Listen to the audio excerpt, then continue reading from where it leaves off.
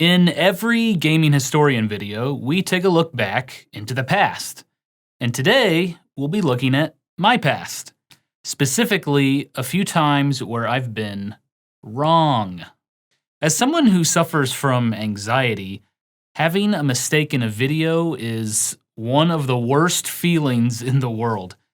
Accuracy is very important to me, and that's why I spend so much time doing research for each video.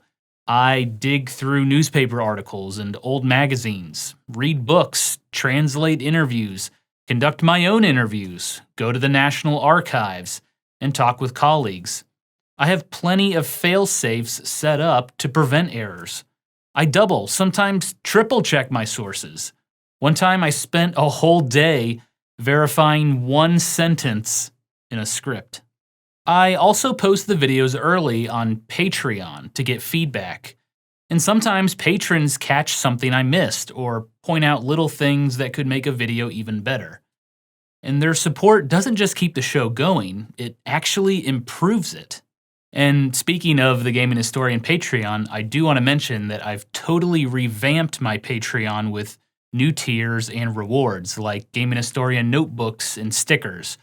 But I'm also keeping all of the rewards people loved, like getting to watch videos early and voting on episode topics, but more on that at the end of the video. Even with all of these fail-safes, sometimes I'll still get something wrong.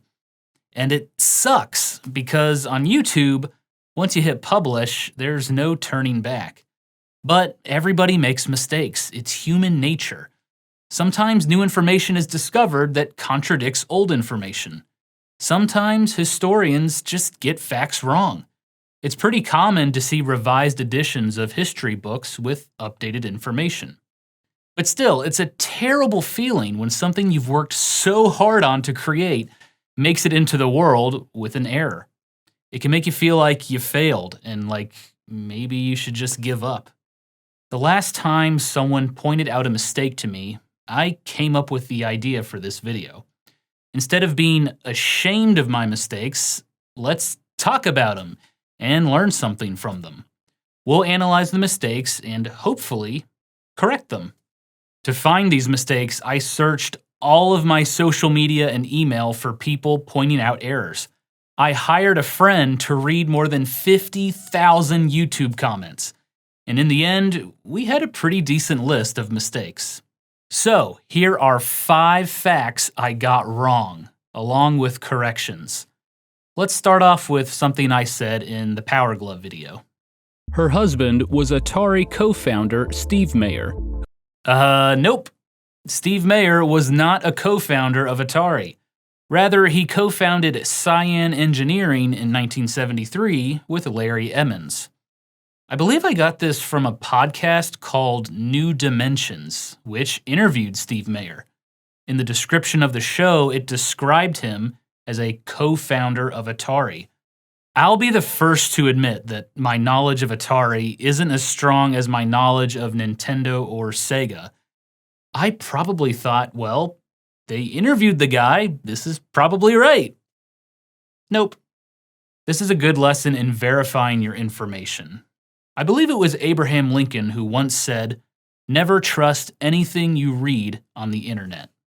So, who was Steve Mayer? Before founding Cyan Engineering, Steve Mayer and Larry Emmons had worked with 2 guys named Ted Dabney and Nolan Bushnell at an electronics company called Ampex. Ted Dabney and Nolan Bushnell would go on to create a company called Syzygy, later known as Atari. And they were working on a game called Computer Space. Steve Mayer helped acquire parts for them during the development of the machine. Computer Space would become the first mass-produced coin-operated video game. Later, Steve Mayer and his buddy Larry Emmons helped Atari develop a prototype remote control Pong game. The idea was that bar patrons could play Pong on the TV sets above the bar. In 1973, the pair decided to make their side hustle official, and they formed Cyan Engineering. Initially, they were working on some really high-tech stuff, like a read-write video disc system. But they were quickly acquired by Atari and became their premier research and development unit. Steve Mayer would have a hand in several big projects, including the Atari 2600 and the Atari 400 and 800 home computers. So while Steve Mayer was around during the early days of Atari, he wasn't actually a co-founder. Oops. Okay, now it's time to dive into the dreaded vintage gaming historian videos that I made back in 2008 while I was a sophomore in college. I had no idea what I was doing. Take a look at this shot. Or this shot. This is awful and very cursed. It's hard for me to watch these old episodes. But let's take a look at the second episode ever of The Gaming Historian, all about Donkey Kong. This one has a few errors, as well as a casual lean against the wall shot. The first error is pretty early on in the episode. Let's take a look. During the late 70s and early 80s, arcade games were a huge market. Space Invaders even caused a coin shortage in Japan. This is a popular urban legend that even Taito of America didn't deny. I mean, why would they? It makes their game look really good. However, there is no evidence that Space Invaders caused a coin shortage. I got this error from Stephen Kent's The Ultimate History of Video Games. Over the years, I've realized Kent's book has quite a few errors. However, it does have a ton of good quotes, and it does give a good general understanding of the video game industry's history. The Space Invaders coin shortage is pure myth. Charles Paradis wrote a really nice article about it, and he even contacted the Japanese Mint and the Bank of Japan, who denied the whole thing. I've included a link to the article in the description. Now, there are newspaper reports of Space Invaders causing a sort of mini crime spree. Kids were stealing yen and blowing it all on playing Space Invaders. Now, that's a story I should investigate. Let's look at another error from this episode. Nintendo was founded September 23, 1889 as a card gaming company. During the age of video games, however, they saw a huge opportunity. Their first game to hit US shores was Radarscope. Definitely not true. Nintendo had released several games prior to Radarscope, including Space Fever, Sheriff, and Space Firebird. Some games were even licensed to other companies for release. For example, in 1976, Sega released Nintendo's Wild Gunman light gun arcade game. Now you might be thinking, what? Sega licensing Nintendo games? Yeah, it's true. This was back when Nintendo didn't even have offices in North America. Sega not only had offices, but a distribution network as well. This error came from, once again, The Ultimate History of Video Games by Stephen Kent. Darn you, Stephen Kent! The lesson here is, when you're doing research, you should cast a wide net. Don't get everything from one source. It might bite you in the butt. So, in conclusion, no, Radarscope was not the first Nintendo game to hit US shores. Okay, let's take a look at one more mistake in this episode. So, Miyamoto was inspired by several things, one of which was Popeye. Donkey Kong is Bluto, Olive Oyl was Pauline, and Popeye is Jumpman. Both are trying to hang on to the girl, and the whole love triangle is very similar. Well, of course he was inspired by Popeye, because Donkey Kong was originally a Popeye game. In an interview on Iwata Asks, Shigeru Miyamoto stated, "I sketched out a few ideas for games using Popeye, and one of the ideas received official approval. But while I can't recall exactly why it was, we were unable to use Popeye in that title. So, where did I get this from? Honestly, I don't know. I used to write my scripts in Notepad, with no sources. I was really lazy. I think there's always been a general understanding of the Popeye-Donkey Kong connection, but it was never verified until this Miyamoto interview from 2009. At least in English, anyway. This episode of The Gaming Historian came out in 2008, so maybe this is just a case of new information. Our final error is from episode 4 of The Gaming Historian, all about Mega Man. While Tokuro Fujiwara was the director of the project, Inafune was given the task of designing the characters, instruction booklet, logo, and box art. He was even responsible for taking his designs and turning them into pixel form. Thus, Keiji Inafune is the creator and father of Mega Man. Well, this statement is pretty easy to disprove and comes from Inafune himself.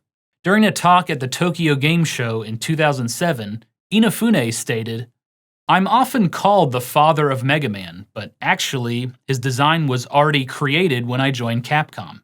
My mentor, who was the designer of the original Mega Man, had a basic concept of what Mega Man was supposed to look like.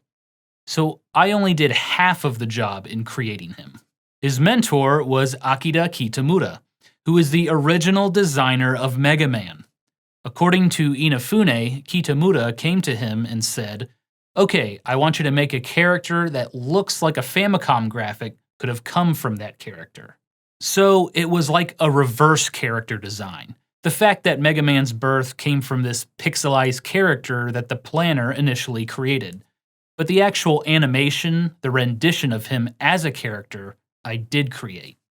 So there you have it. Keiji Inafune is not the creator or father of Mega Man.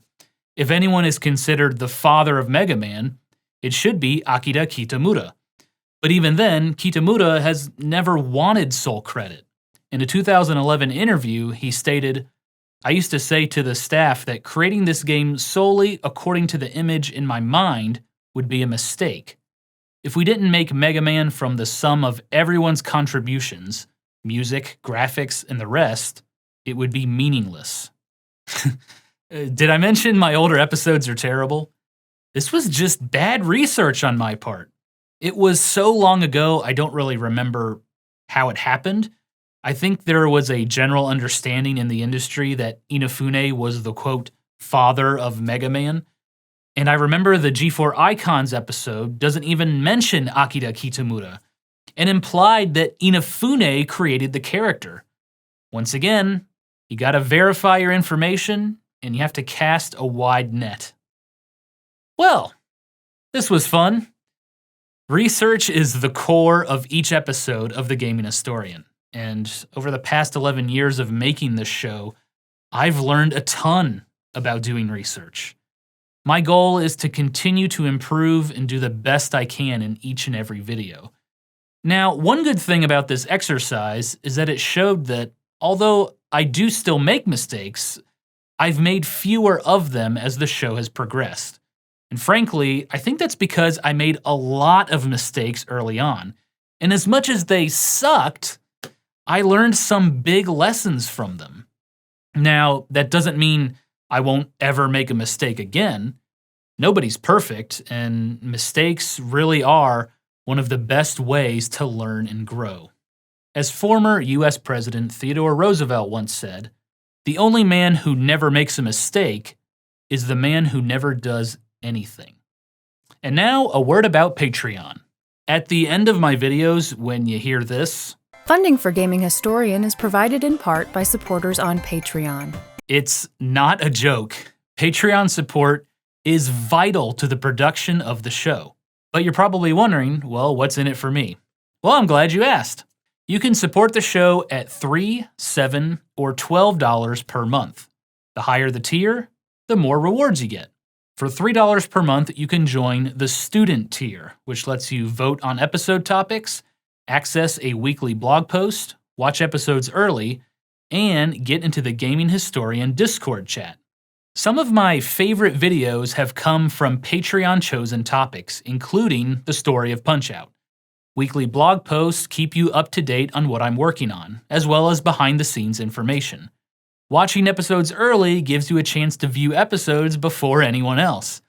And the Gaming Historian Discord chat is a fun 90s-style chat room where we talk about video games, pop culture, and everything in between. For $7 per month, we have the Grad Assistant tier. This gives you everything from the previous tier, as well as a monthly episode commentary track, which you can play over a video and details the making of an episode. Sometimes a special guest joins me too. You'll also get a Gaming Historian sticker plus a signed thank you card. And finally, for $12 per month, there is the Professor tier. You'll get everything from the previous tiers as well as your name immortalized in the credits of each episode, 10% off all merchandise in our online store, and a Gaming Historian bullet journal. I use bullet journals for things like research notes, daily tasks, and scheduling. It's a huge help, and I really think you'll enjoy one too. So right now, I'm working on a documentary about the classic educational game, The Oregon Trail. This past year, I interviewed Bill Heineman, Paul Dillenberger, and Philip Bouchard, who all had a hand in the series' development. Most of my expenses, including hotel, travel, food, and equipment, were covered thanks to Patreon supporters. My most recent video on Super Mario Bros. 3, I purchased a variety of books and magazines from Japan for information and photos. I paid for translation work. I even got licensed footage from the BBC.